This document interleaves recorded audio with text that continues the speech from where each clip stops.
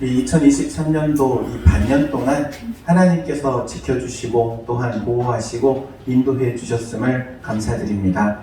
또한 하나님께서 지켜주셨기 때문에 또 인도해 주셨기 때문에 오늘에 이르게 되었음을 고백하는 우리 모두가 되기를 원합니다. 모든 영광과 찬양을 받으시는 우리 하나님께서 우리가 드리는 이 예배를 통해 영광 받으시기를 원합니다. 오늘 성경 말씀합니다. 내 재물과 내 소산물의 처음 익은 열매로 여호와를 공경하라. 그리하면 내 창고가 가득히 차고 내 포도즙 틀에 새 포도즙이 가득하리라 말씀하십니다. 이 말씀대로 우리 교회 가운데 그대로 응한 줄로 믿습니다. 할렐루야. 아멘.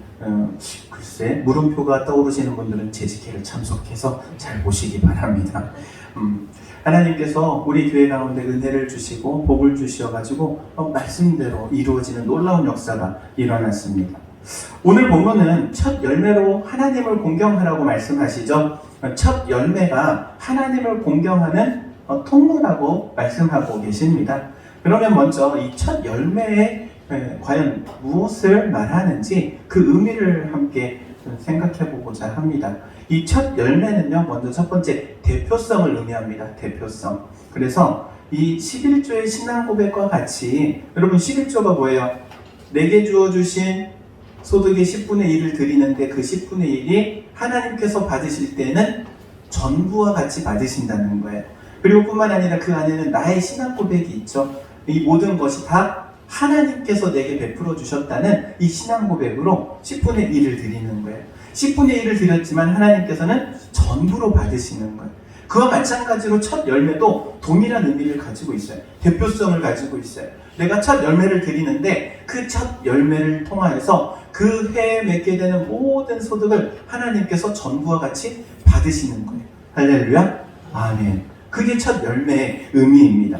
나는 첫 열매를 드렸을 뿐인데 하나님께서는 전부로 받으시는 거예요.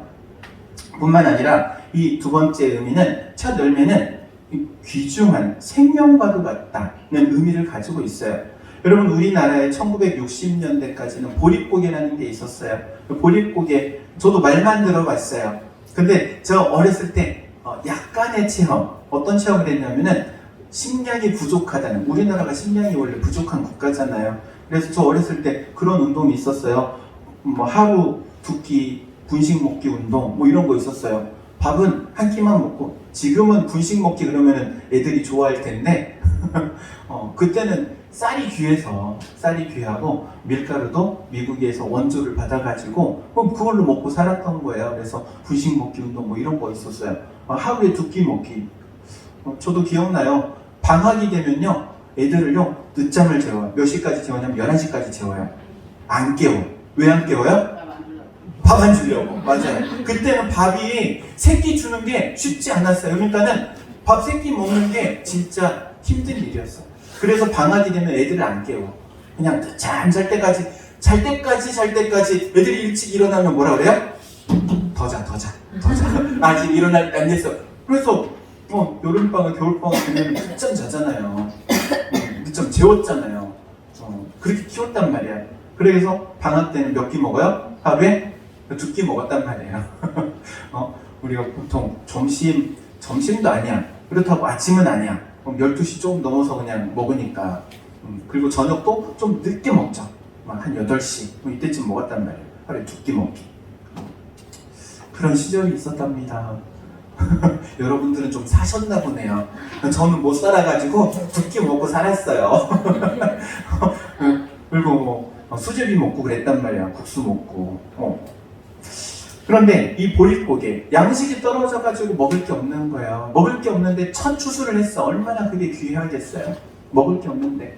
그래서 그것을 생명과도 같은 그 첫 열매를, 그 귀중한 것을 하나님께 드리는 거예요. 그러니까 하나님께서 그것을 너무나도 귀하게 받으시는 거예요. 귀하게. 그리고 세 번째는요, 이 첫 열매는 인고의 시간, 이 기다림을 의미해요. 여러분 열매가 처음 맺으면은 요만하게 맺잖아요. 뭐든 처음 시작은 작게 맺어요. 근데 열매 맺었다고 바로 먹을 수 있습니까? 못 먹어요. 키워야 돼. 어느 정도 커야 돼. 근데 크기만 하면 또 먹을 수 있는 게 아니에요. 익어야 돼요. 아직 익기 전에 거 먹으면 배탈 날 수 있어요. 완전히 다 익어야 돼. 익을 때까지 기다려야 되는 거예요. 기다림의 시간이 필요한 거예요. 그리고 그 기다림의 시간을 하나님께서 받으시니까.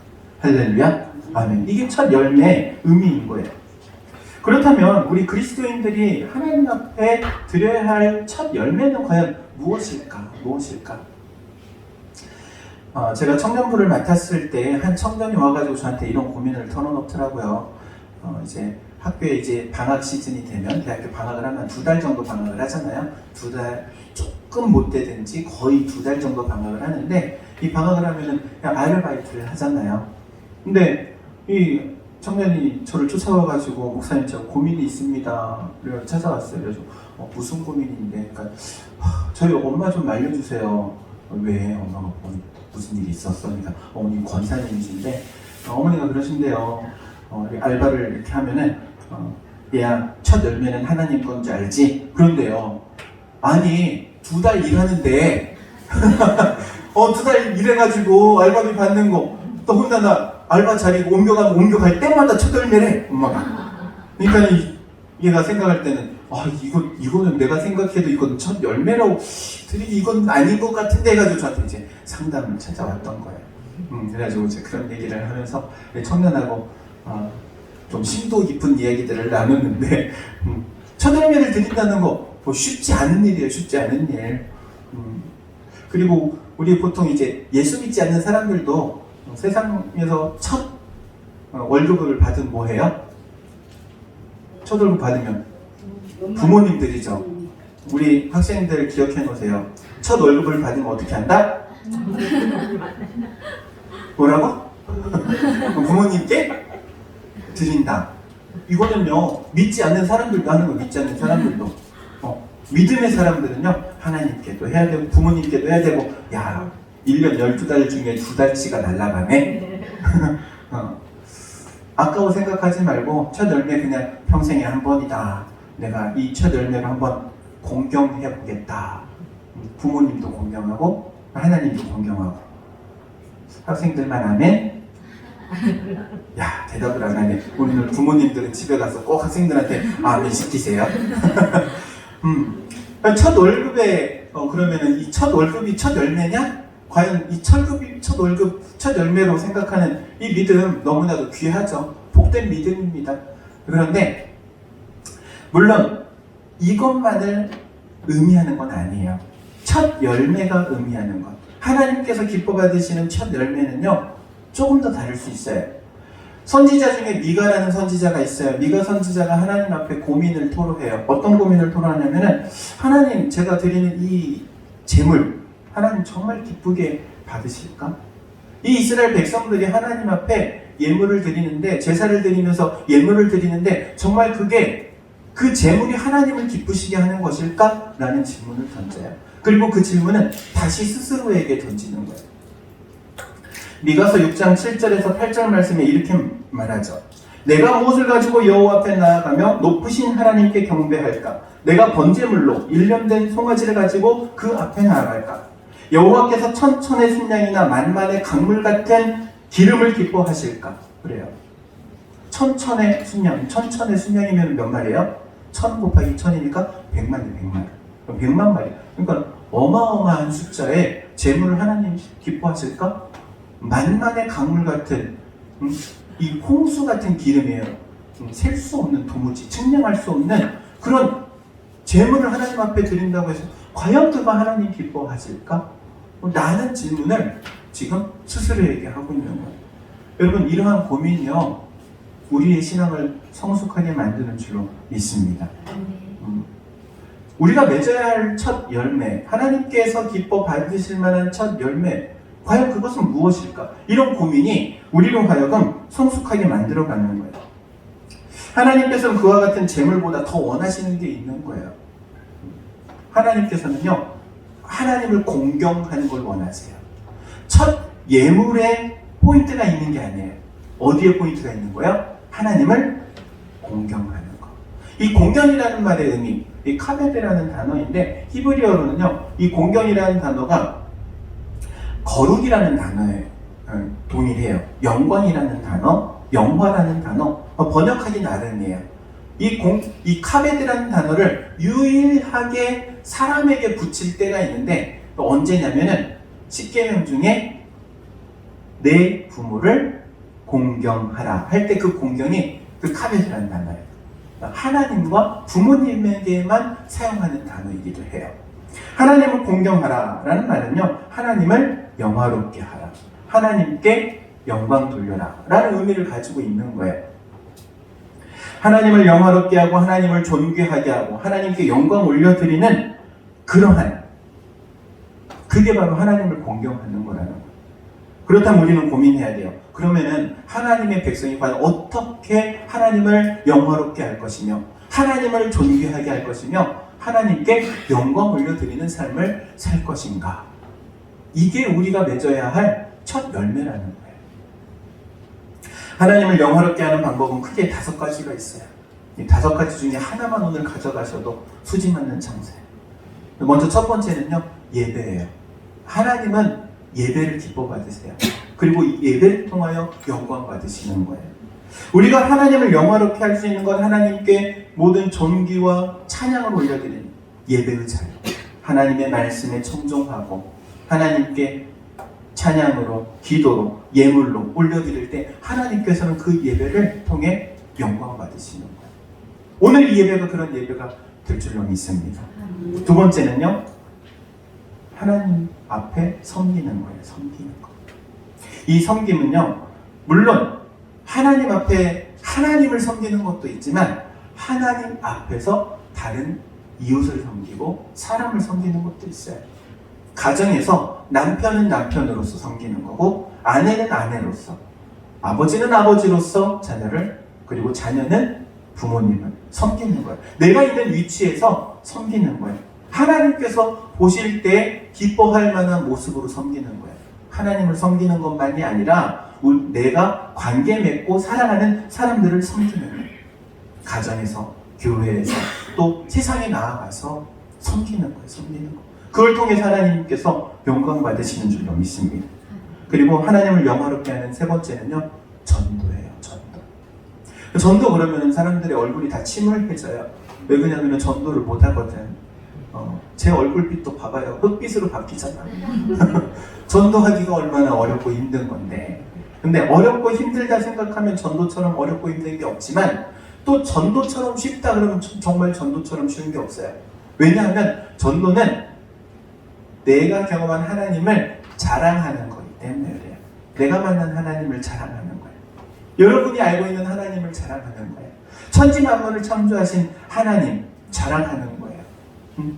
예수 그리스도를 보내셔서 우리의 모든 죄를 용서해 주신 그 구속의 은혜를 자랑하는 거예요.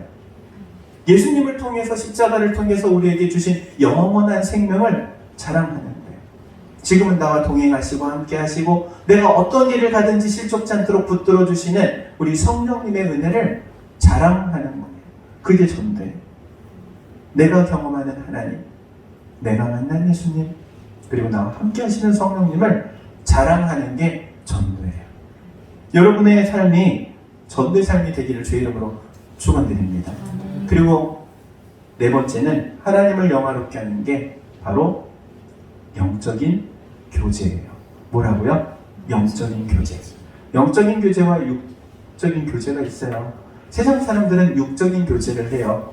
밥 먹고, 차 마시고, 술 마시고, 영화 보고, 운동하고, 육신적인 교제예요. 근데 그리스도인의 교제는요, 영적인 교제예요. 영적인 교제하면 좀 뭐가 영적인 교제예요? 물음표를 찍을 수 있어요. 그런데 영적인 교제가 어려운 게 아니에요. 말씀을 듣고 말씀을 나누고 내게 은혜 주신 하나님을 간증하고 나와 동행하시는 성령님의 인도하심을 함께 나누는 거예요. 그게 영적인 교제예요. 이 영적인 교제를 통해서 하나님께서 영광 받으시는 줄로 믿습니다. 너희 중에 두세 사람 모인 곳에 주님이 함께 하시는데 그 두세 사람이 뭐 할 때? 영적인 교제를 나눌 때, 말씀으로, 기도로, 찬양으로 함께 영적인 교제를 나눌 때 하나님 영광 받으시는 줄로 믿습니다. 그러니까 우리 선생님들 분반 공부할 때, 우리 아이들과 함께 나눌 때 그 자리를 통해서 우리 하나님이 영광 받으시는 자리인 줄로 믿으시기 바랍니다. 그리고 마지막 5번째는요. 하나님을 영화롭게 하는 것은 영적인 훈련이에요. 영적인 훈련. 뭐라고요? 영적인 훈련. 훈련이 필요해요. 우리가 훈련을 하면 반드시 맺게 되는 열매가 있어요. 그리고 이 맺게 되는 열매에 대해서 우리 하나님 얼마나 기대하고 계시는지 몰라요. 뿐만 아니라 이 열매의 특징이 있어요. 농사를 지어보신 분들 저보다 더 잘 아실 거예요. 열매가 맺으면 열매가 잘 맺게 하기 위해서, 큰 열매를 맺게 하기 위해서 해주는 게 있어요. 뭐예요? 처음에는 가지치기예요. 가지치기. 다른 곳으로 영양분이 가지 않도록 가지치기를 해요. 그리고 열매가 막 맺었어요. 많은 열매들을 맺으면 그 열매들을 다 키웁니까? 그러지 않아요. 솎아줘요. 솎아줘. 그래가지고 안 좋은 거, 못생긴 거, 병든 거 이런 것들은 다 따내요.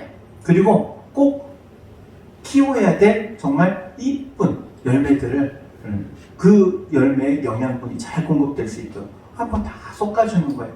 그리고 이제 밑거름도 더 주고 그리고 이 열매를 키워가는 거예요. 인내의 시간이 필요해요. 그런데 우리 영적인 훈련도 동일한 거예요. 영적인 훈련도 마찬가지. 가지치기를 하는 것처럼 내 삶에 불필요한 부분들은요 잘라내야 되는 거예요. 그리고 하나님 앞에 맺게 되는 열매가 있어요. 처음에 맺을 때는 작아요. 근데 그 작은 열매를 키우기 위해서는 다른 열매들을 솎아줘야 되는 거예요. 육신의 열매들을 솎아줘야 되는 거예요. 육신의 정욕에 의해서, 안목의 정욕에 의해서, 이생의 자랑에 의해서 맺게 되는 열매들은 제거해 주는 거예요. 그래야 성령의 열매가 더욱더 커지는 거예요. 그리고 밑거름을 주는 것처럼 말씀과 기도로 열매를 키워가는 거예요. 그게 바로 영적인 훈련이에요. 그렇게 영적인 훈련을 통해서 맺게 되는 열매로 하나님께서 영광 받으시는 줄로 믿습니다. 이렇게 5가지를 말씀드렸는데 이 5가지가 무엇과 관련이 있냐면은 교회에 가지고 있는 5대 사명과 관련이 있는 거예요. 교회의 5대 사명이 결국에는 하나님께서 영광 받으시기 위해서 부여하신 사명이라는 거예요. 그리고 그것을 통해서 우리가 더욱더 성숙해져 간다는 거예요. 사랑하는 성도 여러분, 하나님께 무슨 열매로, 어떤 열매로 맺어드릴까? 하나님께, 하나님 앞에서 고민하시기 바랍니다. 반년을 지나왔어요. 이제 앞으로 또 반년이 남았어요. 이 남은 반년이라는 시간 동안 여러분이 맺게 될 열매, 하나님께서 영광 받으실, 그리고 하나님을 공경할 수 있는 열매를 맺어가는 여러분이 되시기를 주의 이름으로 축원드립니다. 기도하도록 하겠습니다. 사랑과 은혜가 충만하신 하나님, 은혜에 감사를 드립니다. 저희로 하여금 열매를 맺게 하시고 키워가게 하시는 하나님, 우리가 열매를 맺어 하나님께 영광 올려드리는 삶을 살기를 원하오니 성령으로 충만케 하옵소서. 걸음걸음 인도하시는 우리 주 예수 그리스도의 이름으로 기도하옵나이다. 아멘.